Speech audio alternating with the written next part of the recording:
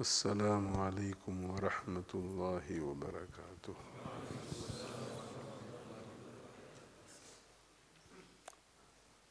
الحمد للہ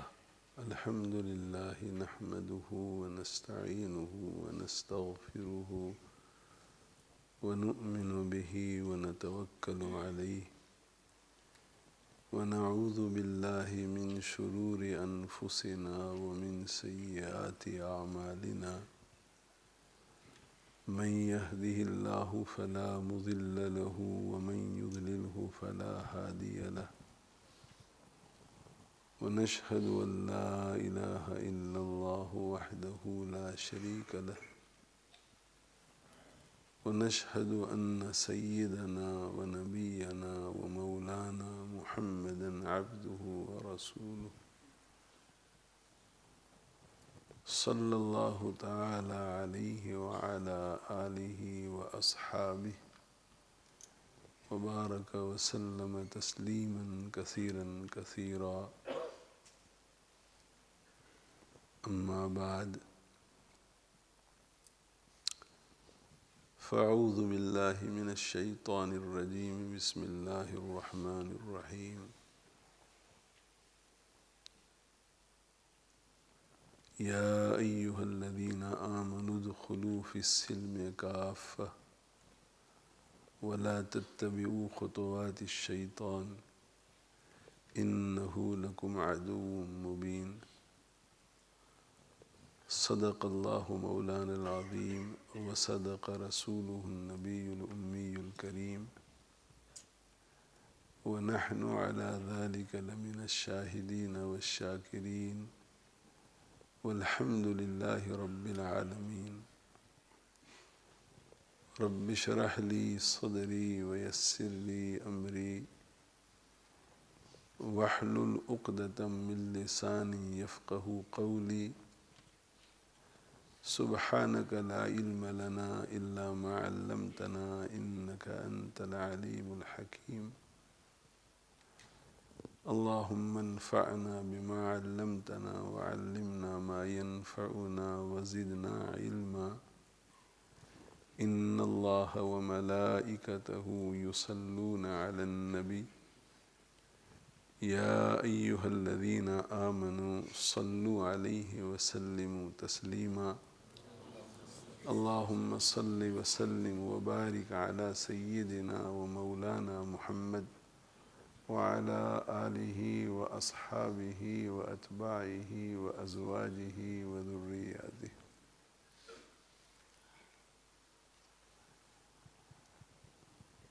اللہ تعالی شأنہ غنی ہیں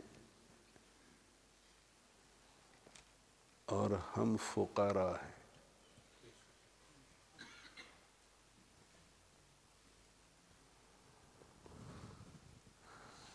ہر اعتبار سے ہم اللہ تعالی شانہ کے محتاج ہیں۔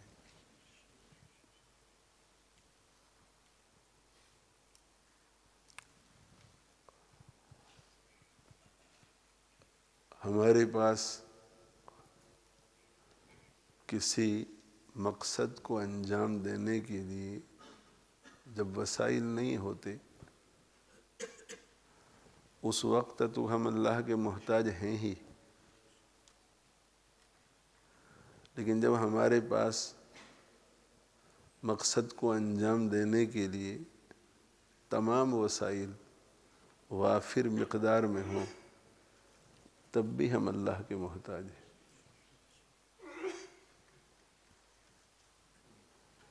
انتم الفقراء الی اللہ، یا ایھا الناس، اے لوگو، انتم الفقراء الی اللہ، تم اللہ کے محتاج ہو۔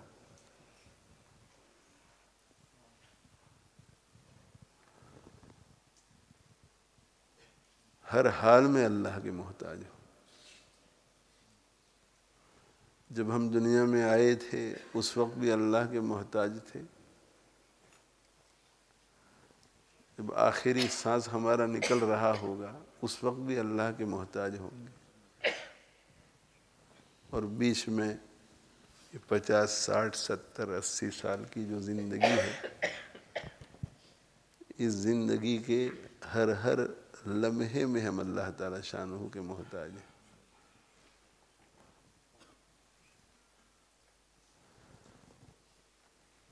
بعض لوگوں پر اللہ کا فضل ہوتا ہے اور اللہ تعالی شانہ انہیں بولنے میں روانی نصیب فرماتے ہیں، تو جہاں بیٹھ جاتے ہیں، جب بیٹھ جاتے ہیں، بولنا شروع کرتے ہیں اور مختلف موضوعات پر مختلف مضامین فر بولتے چلے جاتے ہیں۔ اور کبھی کبھی ہمارا چونکہ اللہ سے تعلق کمزور ہے، اس لیے ہم بھی اس کو اس نظر سے دیکھتے ہیں کہ یہ صاحب کمال ہے، یعنی یہ فر بولنا یہ اس کا اپنا کمال ہے۔ اور کبھی کبھی خود بولنے والا بھی ایسا سمجھنے لگ جاتا ہے کہ فر بولنا یہ میرا کمال ہے۔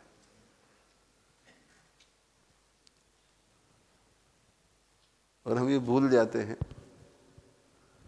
کہ ہم نہیں بول رہے ہیں، اللہ بلوا رہا ہے۔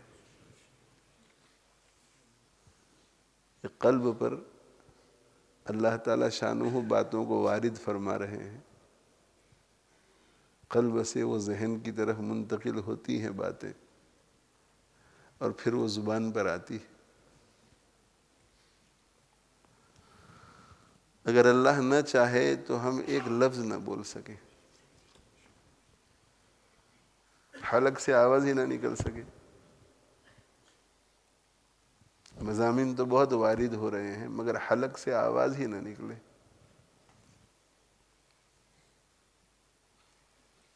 مضامین کا ورود بھی خوب ہو رہا ہے، حلق سے بھی آواز نکل رہی ہے مگر زبان لڑکھڑا رہی ہے۔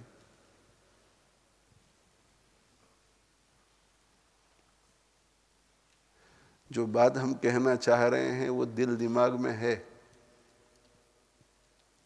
لیکن اس کے لیے الفاظ نہیں مل رہے ہیں اس کو ادا کرنے کے لیے۔ اور ایسا بھی ہوتا ہے جسے انگلش میں سلپ آف دا ٹنگ کہتے ہیں، اردو میں سبقت لسانی کہتے ہیں، کہ کہنا کیا چاہتے ہیں نکل کیا جاتا ہے اور پوری دنیا میں ہنگامہ برپا ہو جاتا ہے۔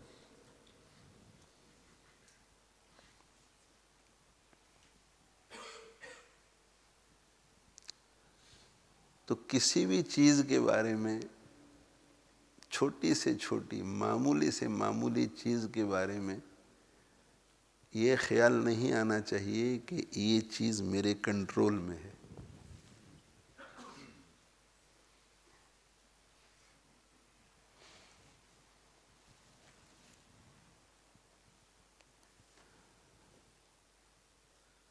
اللہ چلاتے ہیں تو چل سکتے ہیں، اللہ بلواتے ہیں تو بول سکتے ہیں، اللہ علم دیتے ہیں تو کسی کو سکھا سکتے ہیں، اللہ رہنمائی فرماتے ہیں تو ہم کسی کی رہنمائی کر سکتے ہیں۔ اللہ اگر نہ چاہے تو ہم کچھ نہیں کر سکتے۔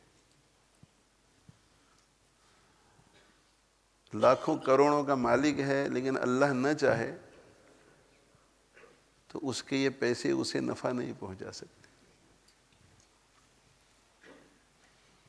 گھر میں رزق پڑا ہوا ہے، اگر اللہ نہ چاہے تو نہیں کھا سکتا۔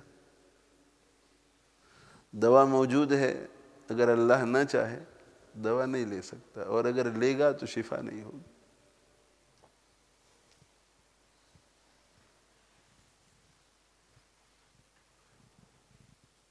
ابھی تھوڑی دیر کے لیے خاموشی سے بیٹھا رہا، اس لیے کہ ذہن بالکل خالی، ذہن میں ایک موضوع نہیں آ رہا ہے، ایک حدیث نہیں آ رہی ہے، قرآن کی کوئی آیت نہیں آ رہی ہے، کسی بزرگ کا کوئی ملفوظ نہیں آ رہا ہے تو بات کروں تو کیا کروں؟ دیکھو محتاج ہے نا اللہ.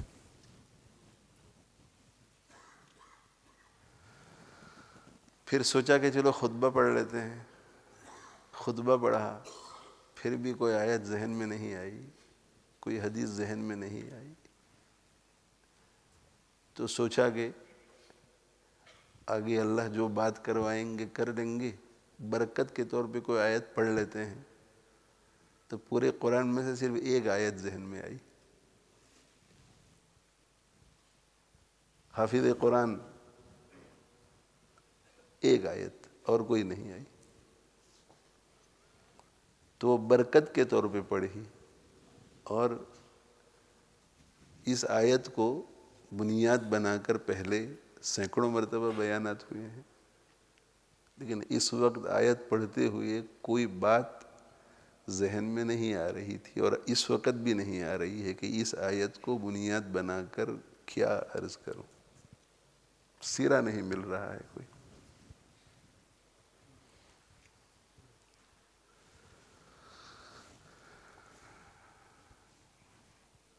لیکن اس کے باوجود بھی اللہ نے 10 منٹ بات کروا لی.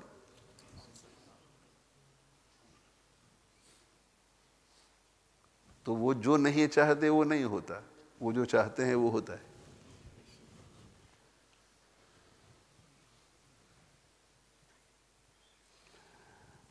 یہ دل میں بات اتر جائے کہ ہم ہر لحاظ سے، ہر اعتبار سے اللہ کے محتاج ہیں.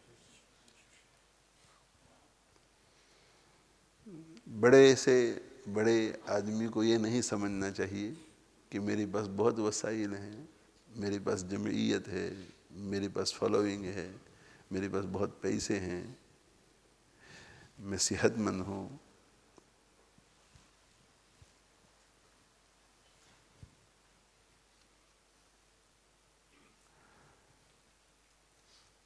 گدھا کو بادشاہ یا بادشاہوں کو گدھا کر دے. گدھا کو بادشاہ، گدھا فقیر کو کہتے ہیں. تو اللہ تعالیٰ شانہ ہو تو فقیر کو بادشاہ کر سکتے ہیں، اور فقیر کو بادشاہ 1 سیکنڈ میں بنا سکتے ہیں.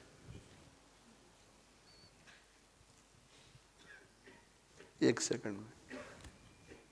اللہ جب چاہتے ہیں تو فرعون کو مصر کے تخت سے اٹھاتے ہیں اور سمندر میں غرق کر دیتے ہیں.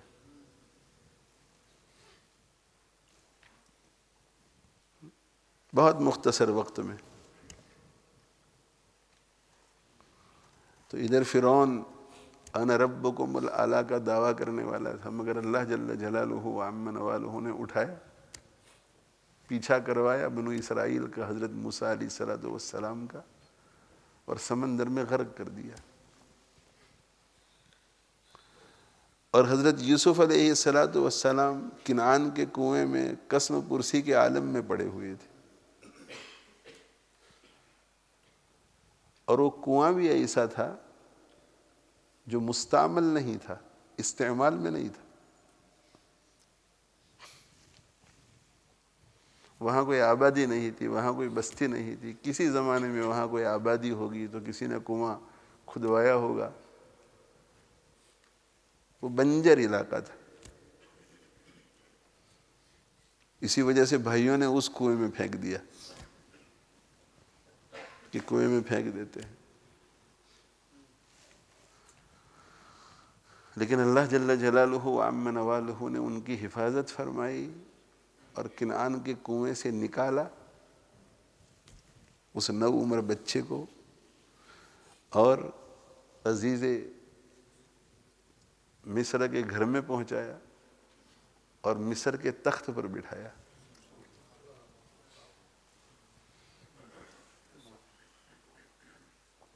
وہ جو چاہے تو قطرے کو سمندر کر دے، وہ جو چاہے تو یتیموں کو پیمبر کر دے.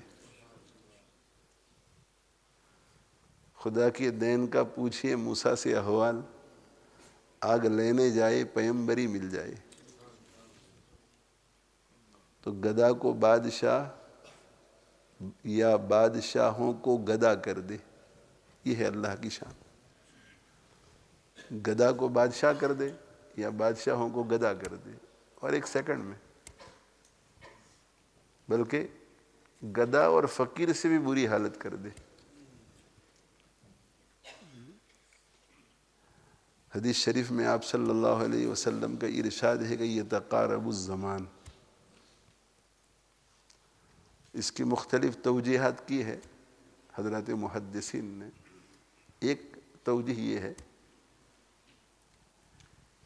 کہ جن انقلابات کو رونما ہونے میں زمانہ لگ جاتا ہے وہ بہت جلدی وجود پذیر ہوگا.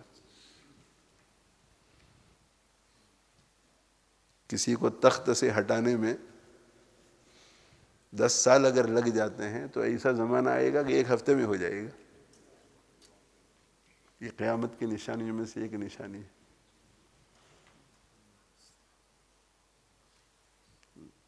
زمانہ بہت قریب ہو جائے گا، زمانہ بہت چھوٹا ہو جائے گا.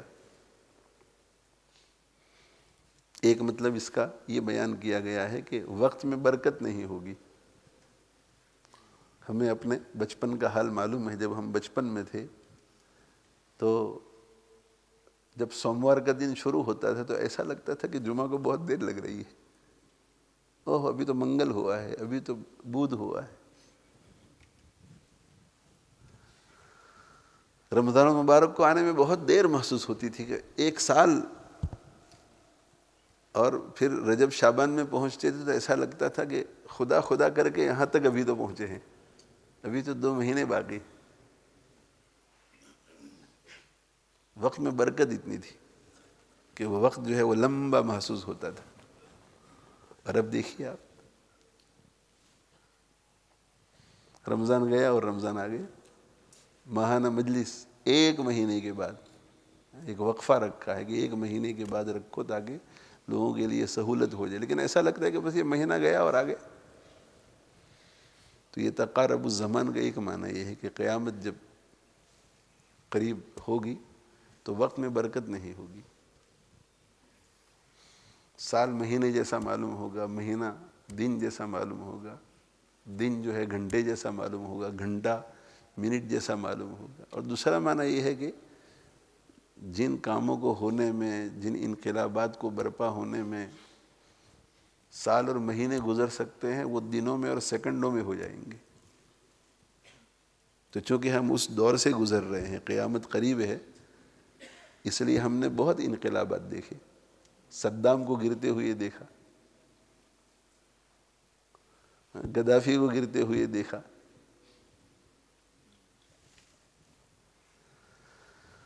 اور جہاں ڈیموکریسی ہے وہاں پر بھی، جہاں ڈیموکریسی ہے، جمہوریت ہے، وہاں بھی آج آن شان بان کے ساتھ ہے. اور ایسا محسوس ہوتا ہے کوئی انگلی نہیں رکھ سکتا اس شخص پر، اتنا پاور ہے، اتنا فالوئنگ ہے. پاکستان میں عمران خان ہی کو دیکھ لیجیے.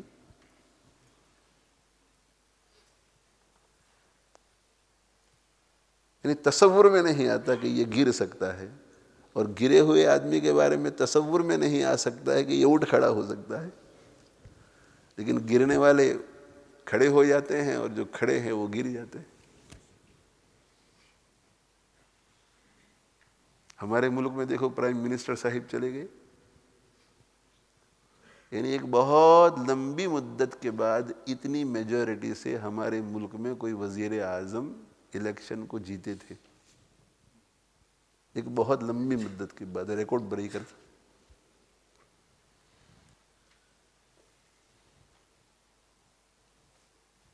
لیکن دیکھو جانا پڑا. ایڑی چوٹی کا زور لگایا کہ نہ جاؤں مگر جانا پڑا. تو جتنے لوگ کرسیوں پر بیٹھے ہوئے ہیں، یہ کرسیوں پر اسی لیے ہے کہ اللہ نے ان کو مہلت دے رکھی ہے. یہ اس لیے نہیں کہ ان کا اپنا کوئی پاور ہے، یہ اس لیے نہیں کہ ان کا ملک سپر پاور ہے، یہ اس لیے نہیں کہ ان کی فوج بہت طاقتور ہے، یہ اس لیے نہیں کہ ان کا کوئی کچھ بگاڑ نہیں سکتا. ایسا کچھ نہیں.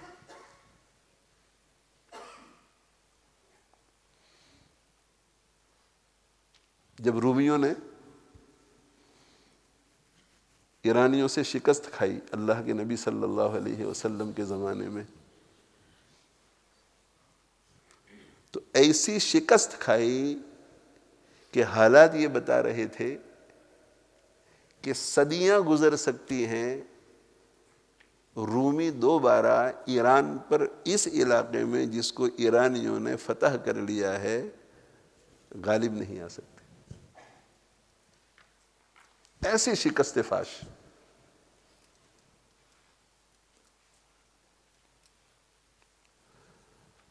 اور یہ جنگیں چل رہی تھی تو ظاہر ہے کہ کہیں بھی ایسی جنگیں ہوتی ہیں تو پوری دنیا دلچسپی لیتی ہے۔ مڈل ایسٹ کے حالات جو ہیں اس وقت ناقابل بیان ہے، بجائے تماشائی بن کر اس میں دلچسپی رکھنے کے غم کے ساتھ اللہ سے دعا کیا کرو کہ اللہ تعالیٰ امت مسلمہ کے حال پر رحم فرماوے اور انسانیت کے حال پہ رحم فرماوے۔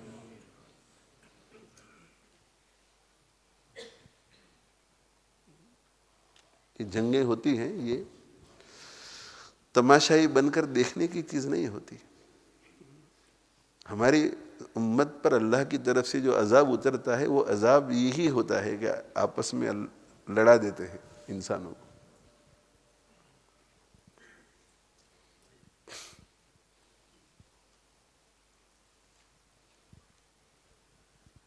قُلْ هُوَ الْقَادِرُ عَلَىٰ أَن يَبْعَثَ عَلَيْكُمْ عَذَابًا مِّن فَوْقِكُمْ، آپ فرما دیجئے کہ اللہ قادر ہے اس بات پر کہ اللہ تمہارے اوپر سے تم پر عذاب بھیجے۔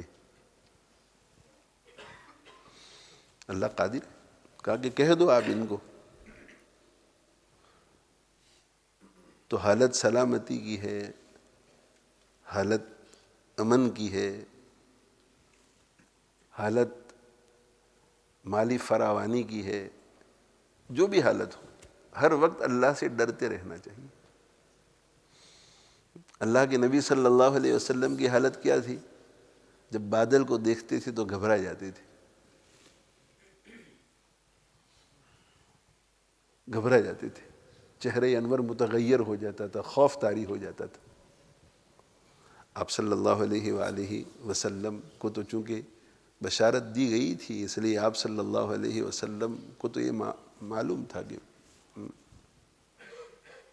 میرے اوپر تو کوئی عذاب نہیں آئے گا لیکن میری امت پر آ سکتا ہے۔ اور کبھی کبھی غلبہ خوف جب ہوتا ہے تو کچھ چیزیں اوجھل بھی ہو جاتی ہیں، تو خوف طاری ہوتا تھا آپ صلی اللہ علیہ وسلم بادل کو دیکھ کر۔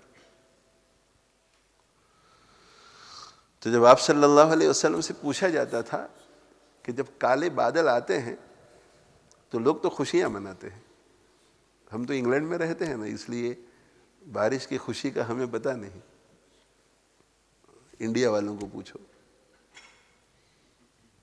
گرم ملک والوں کو پوچھو، ہم نے بچپن میں دیکھا جب وہ بادل آتے تھے اور بادلوں کے آنے سے پہلے وَهُوَ الَّذِي يُرْسِلُ الرِّيَاحَ بُشْرًا بَيْنَ يَدَيْ رَحْمَتِهِ، ایک خاص ہوا چلتی تھی بارش کے آنے سے پہلے، اور وہ ہوا جو ہے ہوا تیز بہت ہوتی تھی، تیز یعنی مگر بہت نرم ہوتی تھی۔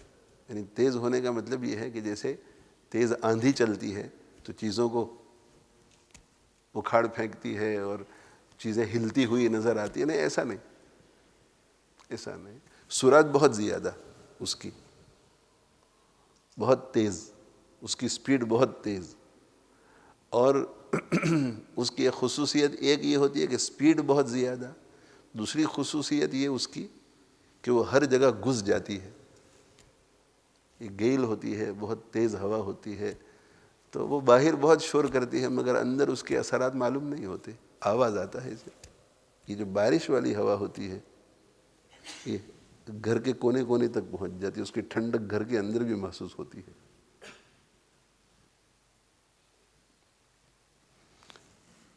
وَهُوَ الَّذِي يُرْسِلُ الرِّيَاحَ بُشْرًا بَيْنَ يَدَيْ رَحْمَتِهِ، تو جیسے ہی یہ ہوا محسوس ہوتی تھی تو چونکہ دیہات میں رہتے تھے تو جیسا ماحول ویسی سمجھ بھی ہوتی تھی، تو بچے بچے سمجھ جاتے تھے، وہ کھیل کو بھی سمیٹنا شروع کر دیتے.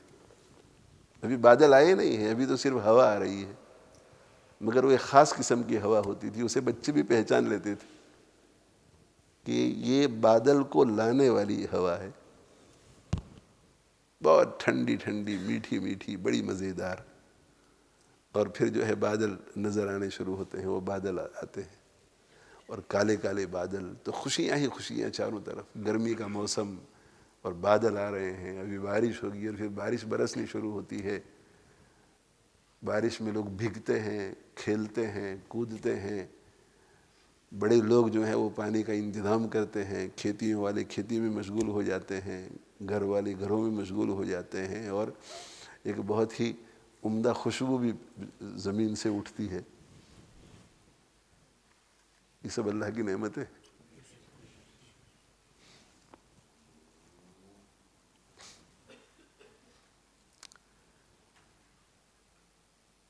اور اس میں بھی پورا کنٹرول اللہ کا، پورا کنٹرول اللہ کا، پورا نظام اللہ چلا رہے ہیں.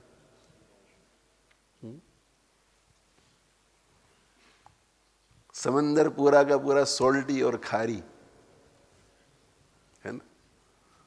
اللہ تعالیٰ شانہ بادلوں کو بناتے ہیں اور وہ بادلوں کو سمندر میں بھیجتے ہیں، پہلے امپورٹ کرنے کے لیے.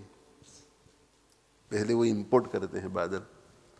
تو سفید بادل سمندروں میں جاتے ہیں اور سمندر سے بھاپ اٹھتی ہے، سٹیم اٹھتی ہے. نمکین سمندر، سالٹی سمندر سے بھاپ اٹھتی ہے، سٹیم. اور یہ جو سٹیم اٹھتی ہے یہ کھارے اور سالٹی سمندر سے میٹھے پانی کی سٹیم ہوتی ہے. یہ اللہ چلا رہا ہے اور کوئی نہیں.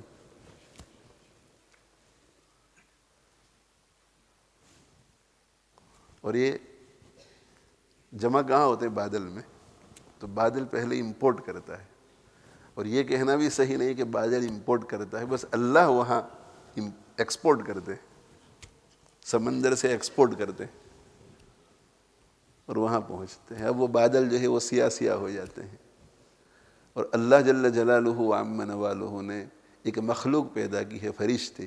ان کا یہ کام ہوتا ہے کہ جس جگہ پر جتنی بارش برسانی ہے بس اتنی مقدار کے پانی کے ساتھ بادلوں کو اس جگہ پر تقسیم کرتے ہیں وہ فرشتے. لیسٹر میں اتنے بادل چلے جائیں، لندن میں اتنے بادل چلے جائیں، فلاں جگہ اتنے، فلاں جگہ اتنے. اور لیسٹر کے بھی میرے گھر کے پاس اتنے، آپ کے گھر کے پاس اتنے، آپ کے گھر کے پاس اتنے، مقدار.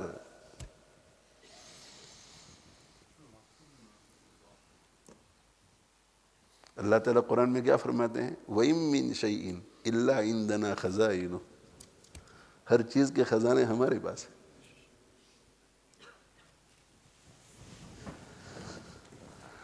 ہر چیز کے خزانے ہمارے پاس ہیں. پانی، ہوا، بادل، صرف یہ نہیں، یہ روپیے پیسے جو ہمارے آپ کے ہاتھ میں آتے ہیں نا، اس کے خزانے بھی اللہ کے ہاتھ میں.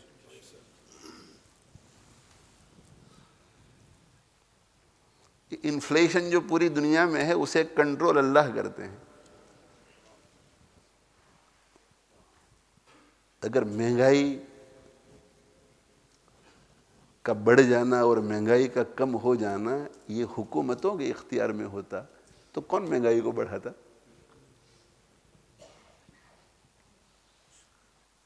یہ اللہ کے ہاتھ میں ہے. یہ بھی تو یہ مالی نظام، مالیاتی نظام بھی پورا اللہ کنٹرول کرتے ہیں،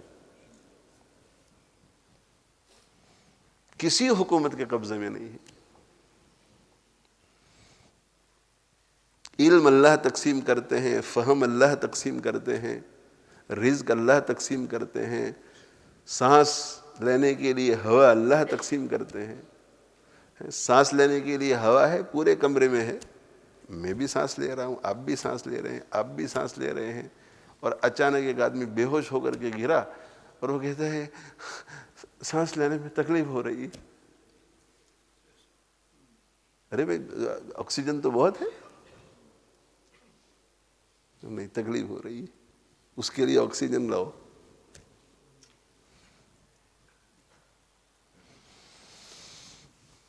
یہ ہم 2 رکعت نماز پڑھتے ہیں نا، یہ جو 2 رکعت نماز پڑھنے کی توفیق ہے، یہ بھی اللہ کے خزانے سے تقسیم ہوتی ہے۔ ایک مرتبہ ہم سبحان اللہ کہتے ہیں، یہ توفیق بھی اللہ کے خزانے سے تقسیم ہوتی ہے۔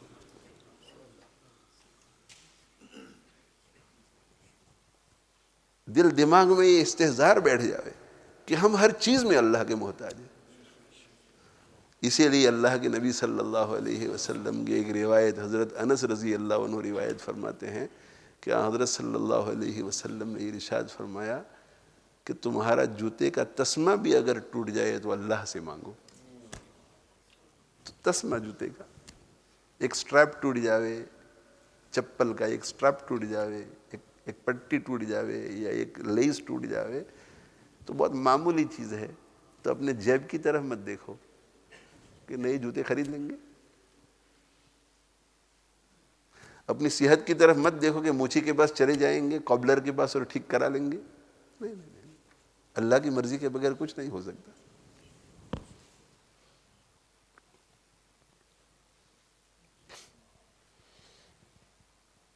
یہ ہمارے تصوف میں، ہمارے تزکیے میں اس میں ہی کو مٹانے کی محنت کی جاتی ہے۔ تزکیہ کی برکت سے اللہ کی معرفت اور پہچان جیسے جیسے بڑھتی چلی جاتی ہے، پھر یہ سارے خیالات دل میں جم جاتے ہیں کہ وہ سب کچھ ہے، میں کچھ بھی نہیں۔ وہ سب کچھ ہے، میں کچھ بھی نہیں۔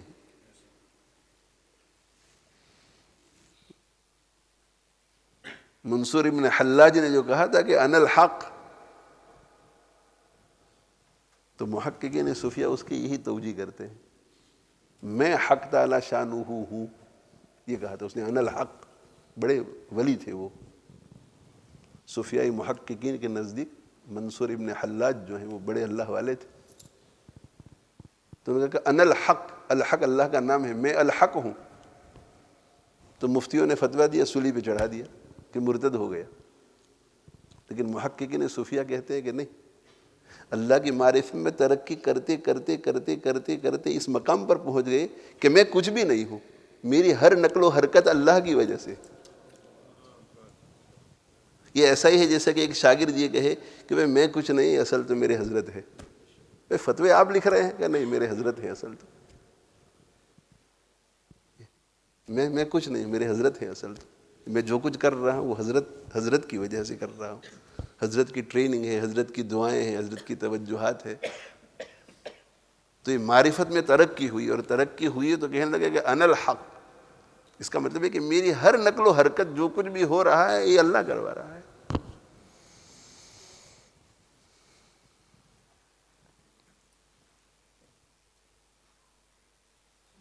جب معرفت ہمیں اللہ کی معرفت نہیں ہے، اللہ کتنا بڑا ہے، اللہ کتنا عظیم ہے، ہمیں معرفت کی کمی کی وجہ سے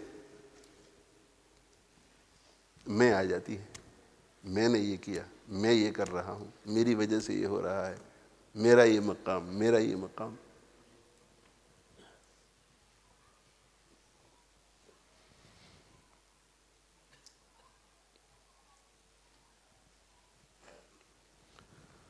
اللہ اکبر کبیرہ۔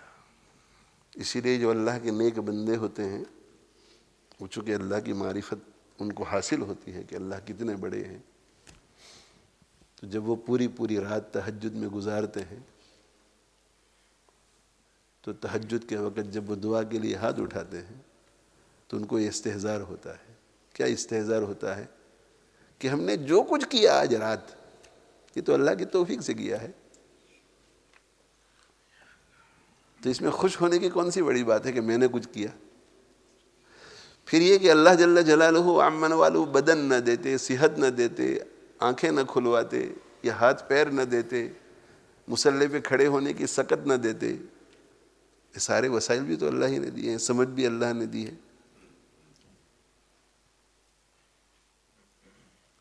اور پھر یہ کہ اللہ نے سب کچھ دیا، اور سب کچھ دینے کے بعد ہم نے کیا کیا؟ ایک رات کا کچھ حصہ اللہ کے سامنے ہم نے گزارا تو کچھ بھی نہیں ہے۔ جان دی ہوئی اسی کی تھی، حق تو یہ ہے کہ حق ادا نہ ہوا، اسی لیے کانوا قلیلا من اللیل ما یہجعون، وبالاسحار هم یستغفرون. یہ معرفت کی وجہ سے وہ استغفار کرتے تھے. معرفت. حضرت حکیم الامت تھانوی رحمۃ اللہ علیہ فرماتے ہیں کہ میں اللہ تعالیٰ شانہ سے جہنم سے پناہ مانگتا ہوں اور اپنے لیے جنت کا سوال کرتا ہوں، اس لیے نہیں کہ میں خود کو اس کا حقدار سمجھتا ہوں. پوری زندگی گزر گئی دین کی خدمت میں، حصول علم میں، علم پڑھانے میں، تزکیہ میں، اور خود صاحب معرفت اعلیٰ درجے کے. آج پوری دنیا میں جتنے مشائخ ہمارے بر صغیر کے سے تعلق رکھنے والے، پوری دنیا میں جتنے بھی خانقاہی مزاج کے لوگ، جتنے مشائخ اپنے مریدوں پر محنت کر رہے ہیں، میں نہیں سمجھتا کہ کوئی ایک شیخ بھی ایسا ہو جو حضرت تھانوی رحمۃ اللہ علیہ کی تعلیمات سے مستغنی ہو کر چل رہا ہو. اور یہ ابھی 10-15 سال میں نہیں، یہ دہائیوں سے جب بڑے بڑے لوگ موجود تھے دنیا میں. اتنی عظیم شخصیت، کیونکہ میں اللہ سے جنت مانگتا ہوں، جہنم سے پناہ مانگتا ہوں. اس لیے نہیں کہ مجھے یہ خیال آتا ہے کہ اشرف علی نے بہت محنت کی ہے تو جنت تو ملنی ہی چاہیے، اس لیے نہیں. پھر کیوں مانگتے ہیں آپ جنت اور جہنم سے پناہ؟ کہ میری ضرورت ہے، یہ میری حاجت ہے. اگر اللہ نے جنت نہیں دی اور جہنم میں ڈال دیا تو کیا ہوگا؟ تو میری ضرورت ہے، اس لیے مستحق نہ ہونے کے باوجود بھی اپنی یہ نیڈ ہے، ایک نیسیسٹی ہے، اس لیے کہتا ہوں کہ اللہ جنت میں بھیج دینا، جہنم سے بچا.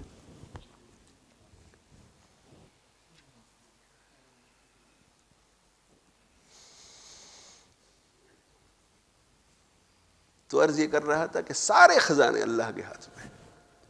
مجھے آپ کو جو کچھ ملا، جو کچھ ملا اللہ کے دربار سے ملا، رسول اللہ صلی اللہ علیہ وسلم کے واسطے سے. اللہ کے دربار سے ملا، جو کچھ ملا اللہ کے دربار سے ملا، رسول اللہ صلی اللہ علیہ وسلم کے واسطے سے. خود فرمایا آپ صلی اللہ علیہ وسلم نے، انما انا قاسم واللہ یعطی. دیتا اللہ ہے، میں تقسیم کرتا ہوں، میں تقسیم کرتا ہوں.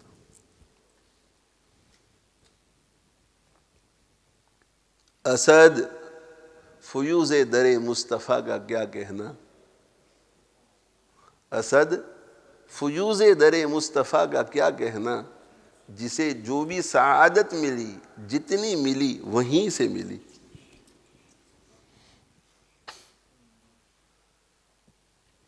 تو چونکہ اللہ دیتا ہے اس لیے مانگتے ہیں اللہ سے، ہم مانگتے اللہ ہی سے.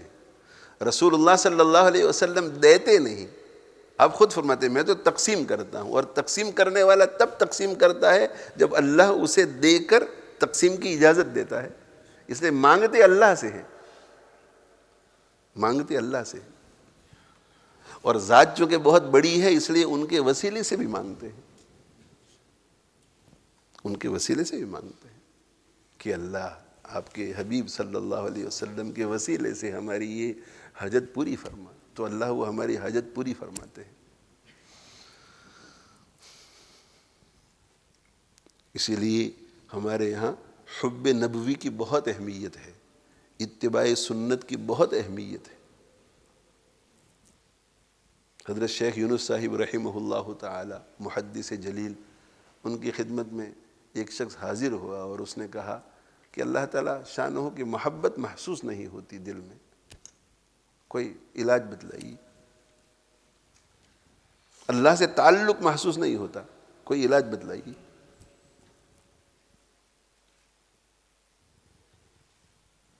تو ہمیں قرآن ملا اللہ کے نبی صلی اللہ علیہ وسلم کے واسطے سے، اللہ کی معرفت ملی انہی کے واسطے سے. اور یہ جو ہم کہتے ہیں نا کہ میرے شیخ سے مجھے فیض ملا ہے، تو شیخ کو فیض کہاں سے ملا ہے؟ اپنے شیخ سے. اور ان کو کہاں سے فیض ملا ہے؟ ان کے شیخ سے. اور ان کو کہاں سے فیض ملا ہے؟ ان کے شیخ سے. یہ فیض آتا کہاں سے ہے؟ یہ جا کر کے کہاں رکتا ہے؟ رسول اللہ صلی اللہ علیہ وسلم سے. دنیا میں جس کسی کو فیض ملتا ہے وہیں سے ملتا ہے، واسطہ در واسطہ ہوگا.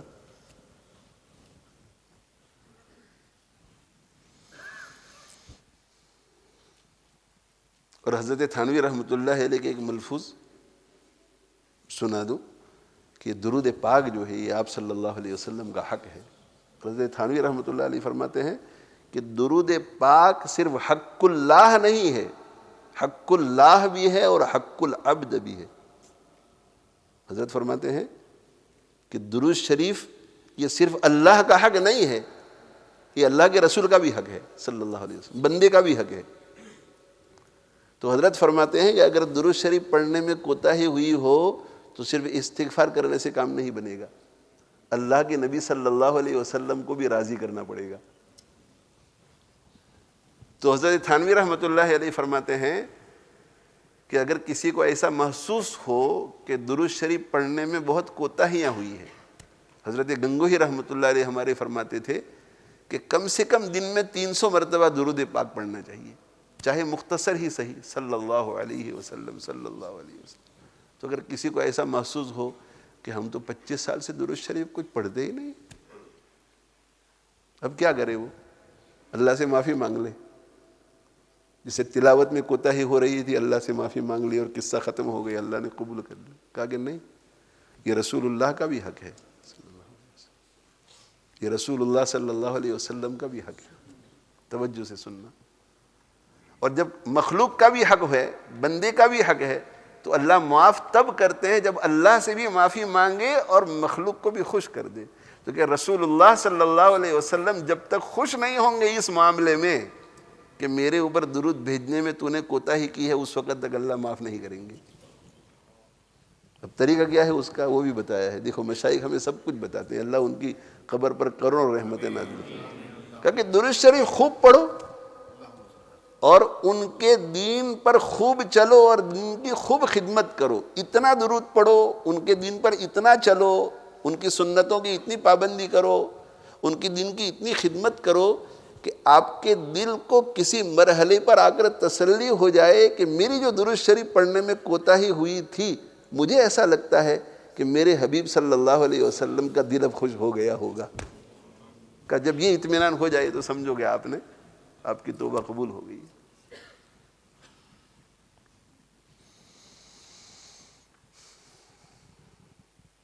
اور ایک دوسری بات بھی عرض کروں، حدیثوں سے ہمیں پتہ چلتا ہے کہ جب کوئی درود پڑھتا ہے تو فرشتے اس کے درود کو لے کر جاتے ہیں اللہ کے نبی صلی اللہ علیہ وسلم کی بارگاہ میں۔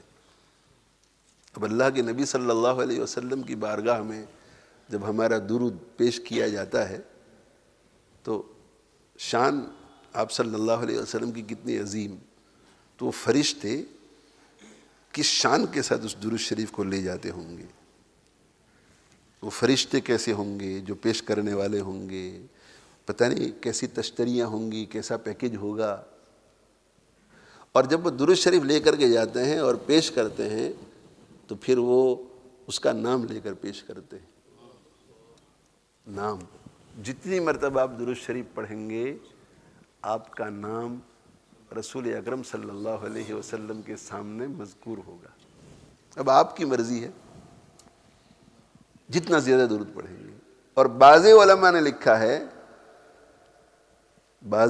لکھا ہے کہ جو درود شریف پڑھتے ہیں تو درود پڑھ کر رسول اللہ صلی اللہ علیہ وسلم کی روح کو بھی خوش کر رہے ہوتے ہیں اور اپنے ماں باپ کی روح کو بھی خوش کر رہے ہوتے ہیں، اس لیے کہ ان کے درود کی وجہ سے ان کے ماں باپ کا بھی وہاں ذکر ہوتا ہے، فلاں کے بیٹے کی طرف سے آیا ہے یہ۔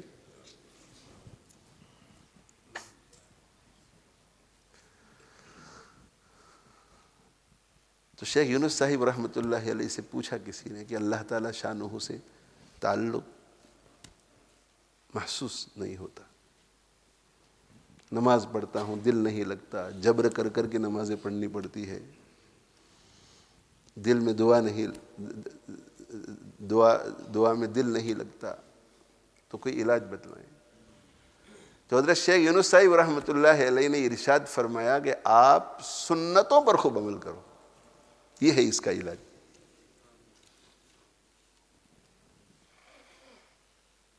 آپ سنتوں پر عمل کرو، یہ ہے اس کا علاج۔ نقشے قدم نبی کے ہیں جنت کے راستے، اللہ سے ملاتے ہیں سنت کے راستے۔ فاتبعونی یحببکم اللہ، میری چال چلو، میری اتباع کرو، تم اللہ کے یہاں محبوب ہو جاؤ گے۔ اور جب ہم اللہ کے یہاں محبوب، اللہ ہمیں محبوب بنا لے گا تو ظاہر ہے کہ پھر عبادت میں ہمیں شوق محسوس ہوگا۔ تو حضرت شیخ یونس صاحب نے فرمایا کہ سنتوں کو، چھوٹی چھوٹی سنتوں کو ڈھونڈ ڈھونڈ کر اس پہ عمل کرو۔ اور یہاں تک حضرت نے فرمایا کہ سنتوں کو ڈھونڈ ڈھونڈ کر یہاں تک عمل کرو کہ اگر تمہیں پانی پینے کی حاجت نہ ہو اور پانی پر نظر پڑ جاوے تو پانی پی لو، اس نیت سے کہ پانی پینے کے نتیجے میں کئی سنتیں وجود میں آئیں گی۔ بسم اللہ پڑھوں گا، 3 گھونٹ سے پانی پیوں گا، منہ سے گلاس ہٹا لوں گا، پھر الحمدللہ کہوں گا۔ سنتوں کو لاؤ زندگی میں۔ 2 ہفتے کے بعد وہ پھر آیا اور کہا کہ اب اللہ سے تعلق ہمارا جڑ گیا۔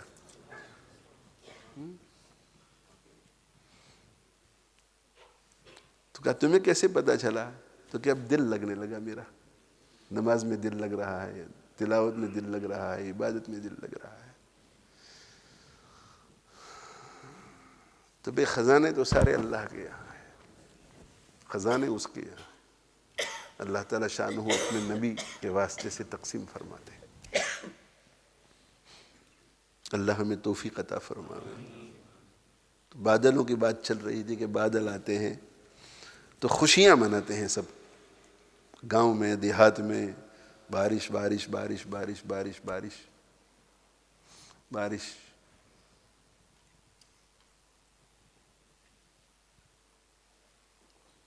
اور یہ اللہ تعالیٰ شانہ کی طرف سے ڈائریکٹ آسمان سے پانی اترتا ہے، اس میں کسی قسم کی کوئی ملاوٹ نہیں۔ اسی لیے علماء نے لکھا ہے کہ مستحب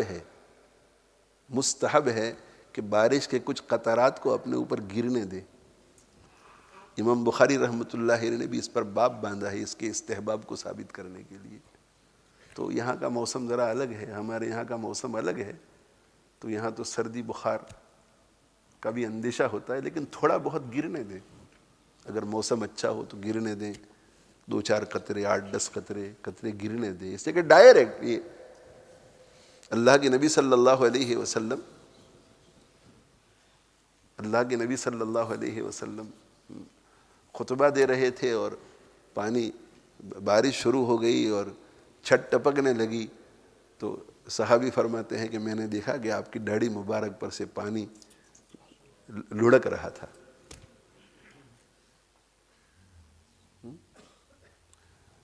اور یہ بالکل تازہ بہت قریبی زمانہ اللہ کے دربار کے ساتھ ہے، اس کا اوپر سے آ رہا ہے، بڑی برکت والا پانی ہے یہ۔ تو تقسیم ہوتا ہے ہر جگہ پر۔ اور اللہ جل جلالہ عم نوالہ، اس کا وما ننزلہ وَإِن، ہمارے پاس، سبحان اللہ، وَإِن مِّن شَيْءٍ إِلَّا عِندَنَا خَزَائِنُهُ، ہر چیز کے خزانے ہمارے پاس ہے۔ ایک بات تو ہمیں یہ معلوم ہے کہ ہم محتاج ہیں، سب ان کے پاس ہے، مگر دوسری بات یہ ہے کہ تمہارا ضرورت کا خزانہ بھی ہم نے تم کو نہیں دیا ہے، تمہیں تکلیف نہیں دی۔ 60 سال 70 سال تک پانی تمہیں جس پانی کی ضرورت تھی، ہم یہ بھی تو کر سکتے تھے کہ یہ تمہارا پانی، اب تم جانو اور تمہارا کام جانے، لیکن نہیں۔ عندنا خزائنہ، ہم تمہاری خدمت میں لگے ہوئے ہیں۔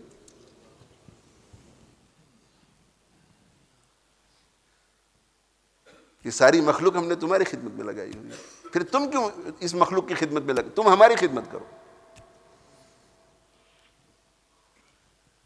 ہر چیز کے خزانے ہمارے پاس ہے، وَمَا نُنَزِّلُهُ إِلَّا بِقَدَرٍ مَعْلُوم، اور ہمیں معلوم ہے کہ کس کو کتنی کس وقت ضرورت ہے، بس اتنا ہم اتارتے رہتے ہیں۔ چاول بھی اتنے ہی اتارتے ہیں، گیہوں بھی اتنے ہی اتارتے ہیں، پانی بھی اتنا ہی اتارتے ہیں۔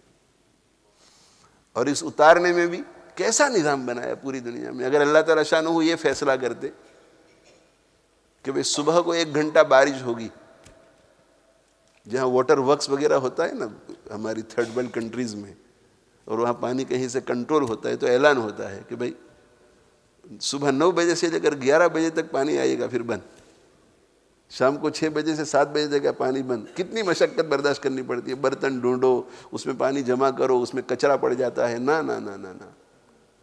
پرانے زمانے میں جب یہ نل ول کا بھی انتظام نہیں تھا تو اللہ جل جلالہ عم نوالہ نے پانی کیسے پہنچایا؟ پانی پہنچایا نہروں کے ذریعے، چشموں کے ذریعے اور کنوؤں کے ذریعے. بارش برستی ہے، اس کے نتیجے میں چشمے بہتے ہیں، نہریں بہتی ہیں، اور کچھ پانی اندر سٹور ہو جاتا ہے. پہلے سے کچھ پانی اندر ہے اور کچھ سٹور ہو جاتا ہے اندر. اور بہت سارا پانی اللہ جل جلالہ عم نوالہ برسا کر پہاڑوں کو برف کی شکل میں منجمد فرما دیتے ہیں. اب موسم سرما میں یہ جو پانی بہہ رہا ہے اسے استعمال کیا جا رہا ہے. موسم گرما میں بارش رک جاتی ہے، بند ہو جاتی ہے، ادھر پانی کم ہوتا چلا جاتا ہے، تو اسی گرمی کے نتیجے میں پہاڑوں پر وہ برف پگھلتی ہے اور پگھلتی ہے اور وہ چشموں کی شکل میں ہم تک پہنچتی ہے. بات کہاں سے کہاں چلی گئی؟ سارے خزانے اللہ کے ہاتھ میں. یہ اکڑ اللہ کو اسی لیے پسند نہیں ہے، اکڑ اللہ کو اسی لیے پسند نہیں ہے کہ تو جو کچھ ہے میری وجہ سے ہے، پھر بھی اکڑ دکھاتا ہے. اللہ کو ہم اکڑ دکھائیں، شرک کر کے، کفر کر کے، اس کی نافرمانی کر کے، یہ بھی اللہ کو ناپسند، اور اللہ کے بندوں کو اکڑ دکھائیں، یہ بھی اللہ کو ناپسند. اسی لیے ارشاد فرما دیا آپ صلی اللہ علیہ وسلم نے کہ وہ شخص جس کے دل میں ایک ذرہ برابر بھی کبر ہو جنت میں داخل نہیں ہوگا. لا يدخل الجنت من كان في قلبه مثقال ذرة من کبر. اس لیے کہ بڑائی کی کوئی چیز ہے ہی نہیں ہمارے پاس،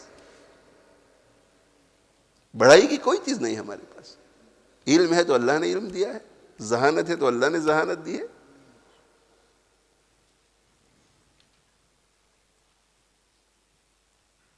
میں نے کہا نا سبقت لسانی، تو جیسے سبقت لسانی ہوتی ہے تو سرجن جب آپریشن کر رہا ہوتا ہے تو وہاں بھی سبقت لسانی ہو جاتی ہے، غلط چیز کو کاٹ دیتا ہے.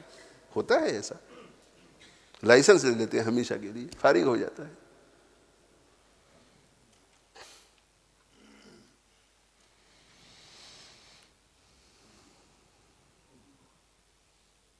مگر اللہ نے ہمارے اوپر بہت کرم فرمایا ہے، بہت رحم فرمایا ہے. عزت ہماری محفوظ، رزق ہماری محفوظ.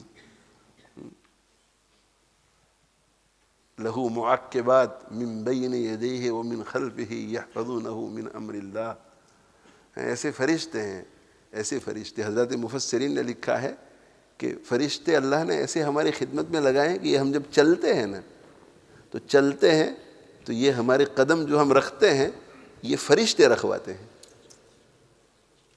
فرشتے رکھواتے ہیں. اور بات بھی صحیح ہے. آپ دیکھیں بڑی تیزی کے ساتھ آپ جا رہے ہیں، نماز کا وقت تاخیر ہو گئی، ٹرین میں تاخیر ہو گئی، بڑی تیزی کے ساتھ جا رہے ہیں، نیچے آپ دیکھتے نہیں کہ کھڈا ہے، پتھر ہے، کنکر ہے، کیا ہے، بڑی تیزی کے ساتھ چلتے ہیں، اور عین جب کھڈے کے پاس پہنچ جاتے ہیں تو اچانک نظر آ جاتا ہے. عین اس وقت یوں کر کے پاؤں ہم رکھ دیتے ہیں. یہ ہم نہیں رکھتے، ہمارا فرشتہ رکھتا ہے ہمارے لیے.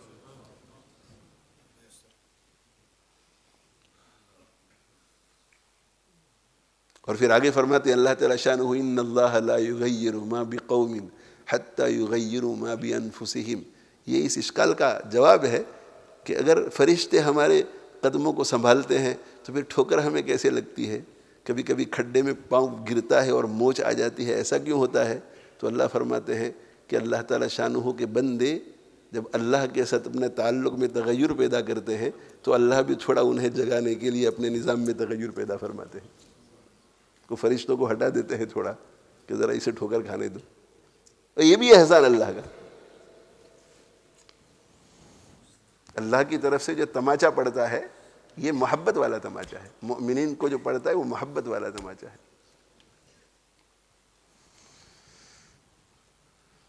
تو گدا کو بادشاہ یا بادشاہوں کو گدا کر دے، میرے مالک تو جب چاہے کسی کو کیا سے کیا کر دے. تو بس یہی بطور تمہید کے یہی بات عرض کرنی تھی کہ تقریر کوئی بات ذہن میں آ نہیں رہی ہے، میں کیا عرض کروں. تو کیا عرض کروں، اور بہت کچھ عرض کر بھی دیا. تو کیا عرض کروں تو اس لیے کہنا چاہتا تھا کہ اللہ کوئی بات ذہن میں ڈال نہیں رہے ہیں، اور بہت کچھ عرض کر دیا وہ بھی اسی لیے کہ اللہ ہی نے یہ باتیں ذہن میں ڈالی. تو اللہ تعالیٰ شانوں سے ہم اپنا تعلق جوڑیں. ہمارے ملک میں، ہمارے ملک سے مراد جہاں سے ہم آئے ہیں، انڈیا، پاکستان، بنگلہ دیش، ان علاقوں میں بارش کے زمانے میں ہر سال بڑی تکلیفیں ہوتی ہیں. تو ہم تو صرف سن لیتے ہیں نا کہ سیلاب آیا ہے، لیکن جس کے گھر میں پانی گھس جاتا ہوگا، جھونپڑے والے جن کا جھونپڑا بہہ جاتا ہوگا، جو ماں باپ اپنے چھوٹے سے بچے کو سیلاب میں بہتے ہوئے دیکھ رہے ہوں گے کہ میرا بیٹا جا رہا ہے، جو جوان بیٹا اپنے بوڑھے باپ کو بہتے ہوئے دیکھ رہا ہوگا، تو ایسے دل میں فیلنگ پیدا کرو اللہ کے بندوں کے لیے، اور فیلنگ پیدا کر کے ان کے لیے دعا کرو، عافیت کی دعا کرو، عافیت کی دعا کرو. اور یہ سیلاب جو ہے اس سے بھی پناہ مانگی گئی ہے. اس کو حدیث شریف میں اندھا کہا گیا ہے کہ اندھی چیز سے میں پناہ مانگتا ہوں. اور اندھی چیز کیوں ہے یہ؟ اس سے کہ جو چیز اندھی ہوتی ہے وہ کہیں بھی گھس جاتی ہے، تو کہا کہ یہ ڈسکریمنیٹ نہیں کرتی، یہ جب آتی ہے تو یہ سیلاب. تو دعا کرو ان کے لیے. اور مالی اعتبار سے بھی آپ جس علاقے میں رہتے ہیں وہاں پر آپ کے رشتہ داروں وغیرہ سے رابطہ کر کے مالی تعاون بھی کرو، مالی تعاون بھی کرو. ہمارے والد مرحوم فرمایا کرتے تھے کہ بیٹا ہمارا تعلق ہندوستان سے ہے، تو ہمارے بہت سارے رشتہ دار بھی وہاں رہتے ہیں، تو انہیں بھولنا مت.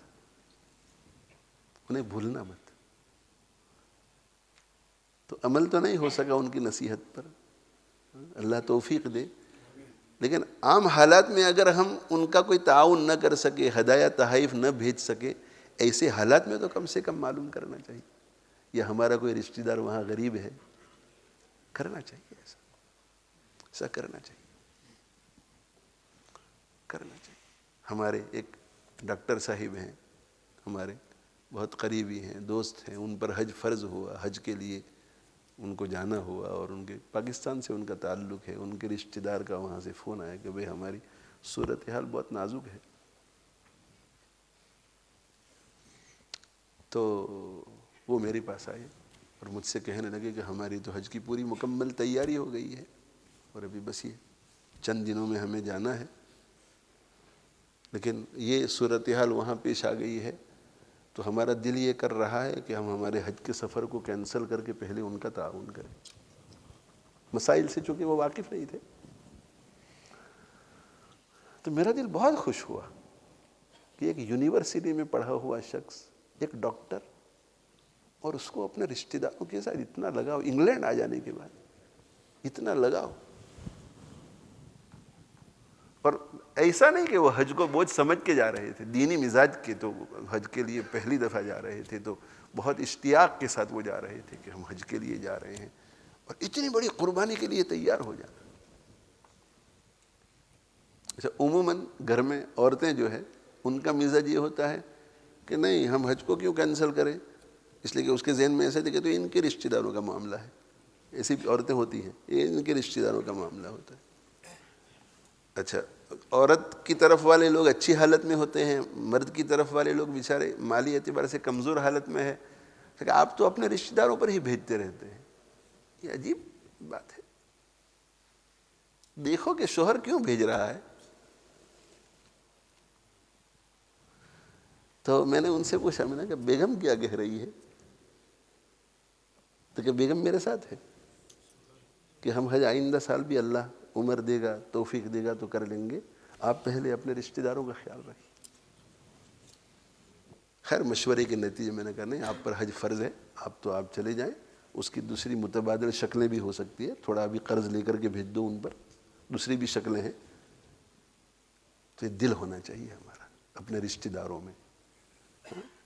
ہماری 3 رشتہ داریاں ہیں.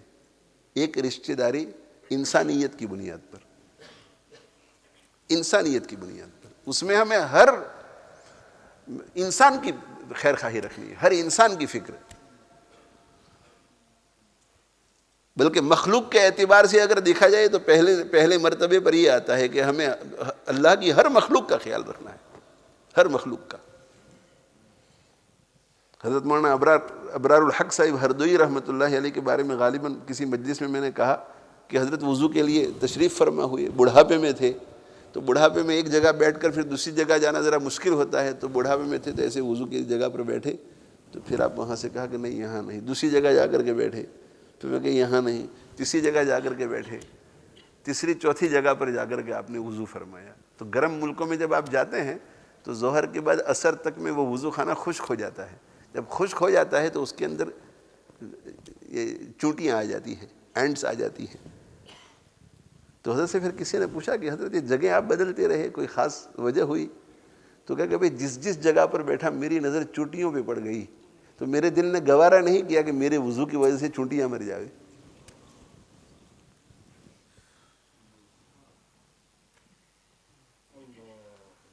تو قرآن میں ابرار، یہ تو ابرار الحق ابرار کی تفسیر میں مفسرین نے لکھا ہے کہ ابرار وہ ہوتے ہیں جو چونٹیوں کو بھی تکلیف نہیں پہنچاتے.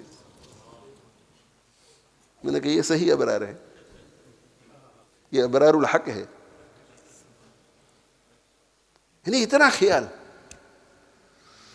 اس کے بعد انسانیت کی بنیاد پر انسانوں کے ساتھ حسن سلوک ہو ہمارا. اس کے بعد رشتہ داروں کے ساتھ، جیسے جیسے آپ آگے بڑھیں گے رشتہ داروں کے ساتھ، اپنے رشتہ داروں کے ساتھ، اور اس کے بعد اپنے ماں باپ کے ساتھ، اپنی اولاد کے ساتھ.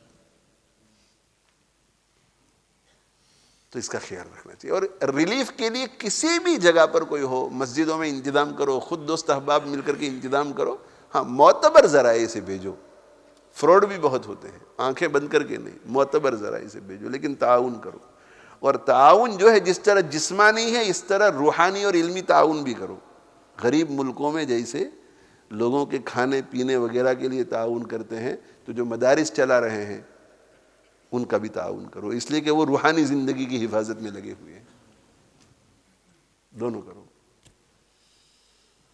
اور ہمارے ملک میں یہاں پر اس سال ڈراؤٹ کا اعلان ہوا ہے. ملک کا ایک بہت بڑا حصہ ہے جہاں ڈراؤٹ ہے. اس سال بارش بہت کم ہوئی ہے اور آگے جا کر کے تکلیفیں یہاں ہو سکتی ہے پانی کی. تو اس کے لیے بھی دعا کرنی چاہیے. 2 رکعت پڑھو اور اللہ تعالیٰ شانہ سے خوب استغفار کرو. استغفار کی برکت سے بارشیں برستی ہیں. استغفروا ربکم، اپنے پروردگار سے استغفار کرو. انہ کان غفارا، وہ بہت زیادہ بخشنے والا ہے. یرسل السماء علیکم مدرارا، موسلا دھار بارش برسائے گا. تو اس نیت سے استغفار کرو گے، اللہ یہ بارش جو رکی ہے میرے گناہ کی وجہ سے رکی ہے، میرے گناہ کی وجہ سے رکی ہے، میرے گناہ کی وجہ سے. حضرت ذوالنون مصری رحمۃ اللہ علیہ کے پاس لوگ آئے اور انہوں نے کہا کہ حضرت دعا کیجئے، بارش رکی ہوئی ہے، ہماری تو دعا قبول نہیں ہوتی.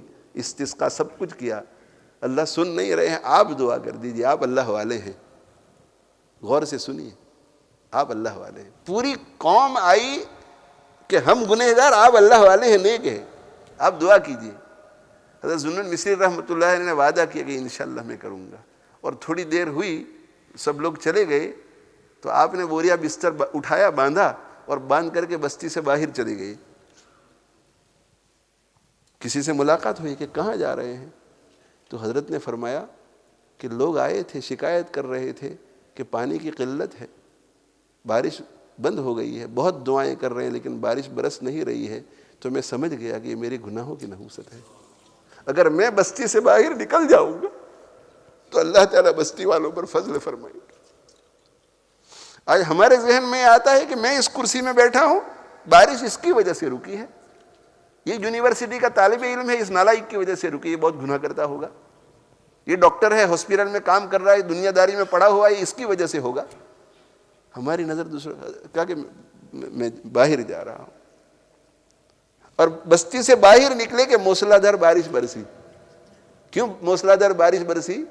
اللہ کو اپنے اس بندے کی دعا کی بھی ضرورت نہیں پڑی. یہ تواضع کا اور انکساری کا عمل اتنا محبوب تھا کہ اس نے پوری بستی والوں کے گناہوں پر پانی پھیر دیا اور برس پڑ. ہم خود کو ذمہ دار. فلسطین میں جو کچھ ہو رہا ہے اس کا بھی خود کو ذمہ داری ہے، میری وجہ سے. اور استغفار کریں، 2 رکعت نماز پڑھ کر دعا کریں اور پانی اللہ سے مانگے کہ اللہ آپ ہمارے اوپر پانی برسائیں، اور باقی آخرت کی تیاری کریں. تمام مسائل کا حل ایک ہی ہے، وہ یہ ہے کہ بندہ اللہ سے جڑ جائے، بندہ اللہ سے جڑ جائے. ایک چھوٹی سی حکایت بیان کر کے ختم کرتا ہوں. افلاطون کی ملاقات حضرت موسیٰ علیہ السلام سے ہوئی تو اس نے کہا کہ ایک سوال ہے آپ سے.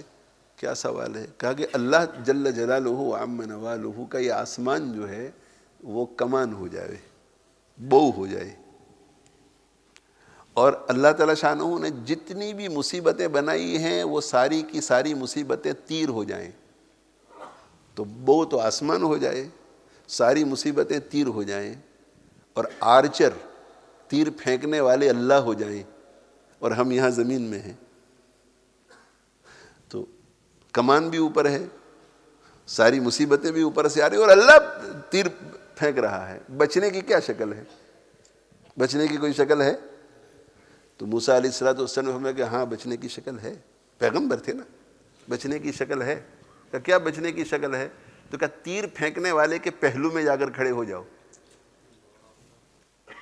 تیر پھینکنے والے کے پہلو میں اگر آپ جا کر کے کھڑے ہو جائیں گے تو آپ کو تیر نہیں لگے گا.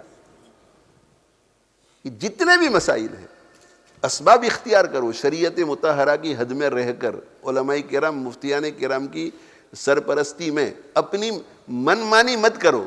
اسلام کے اور مسلمانوں کے مسائل کو حل کرنے کے لیے، لوگوں کو ہدایت پر لانے کے لیے، نوجوانوں کو دین پر جمانے کے لیے اپنی من مانی مت کرو.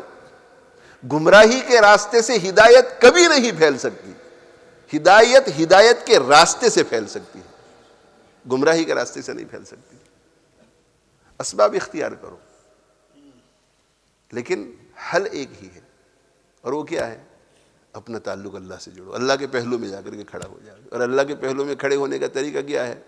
انسان تقوی اختیار کرے، زندگی میں تقوی لے جائے، ایمان مضبوط ہو، تقوی زندگی میں آ جائے. اور اس کے لیے علم کو حاصل کرنا بہت ضروری ہے، اور تزکیہ بہت ضروری ہے. اللہ تعالی شانہ مجھے آپ کو عمل کی توفیق دے. وآخر دعوانا ان الحمد للہ رب العالمین، وصلی اللہ علی نبینا محمد وعلی آلہ واصحابہ اجمعین. اللہم لک الحمد کما انت اہل، فصل وسلم علی سیدنا محمد کما انت اہل، وفعل بنا ما انت اہل، فانک اہل التقوی واہل المغفرہ.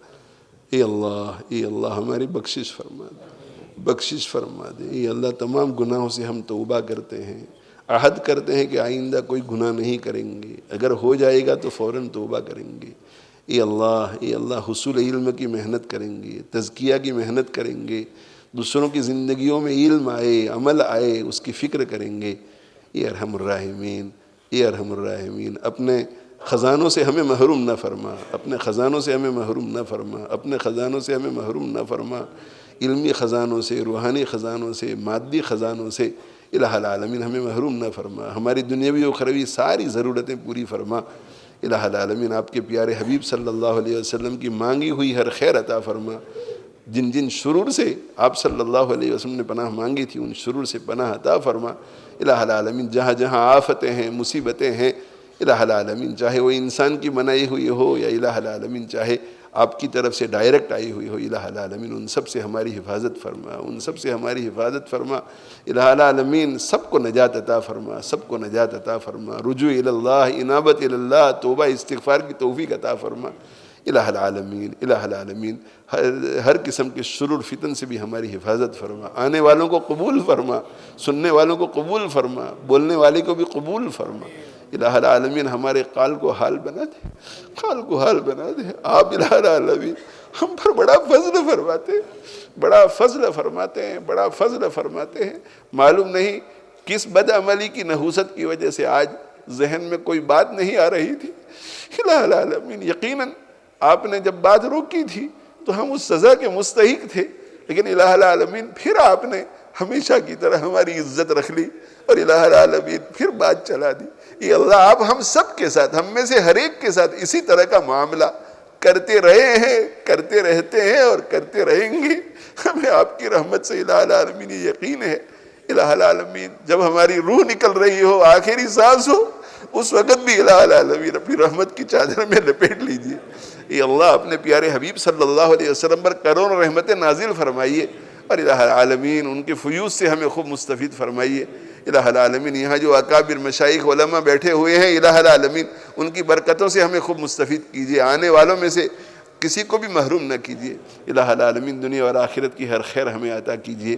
الہ العالمین محض اپنے لطف و کرم سے اپنے نبی صلی اللہ علیہ وسلم کے توفیل ہماری دعاؤں کو قبول کیجئے. ربنا تقبل منا انک انت السمیع العلیم وتب علینا انک انت التواب الرحیم. وصلی اللہ تعالی علی خیر خلقہ سیدنا و مولانا محمد وآلہ وصحبہ.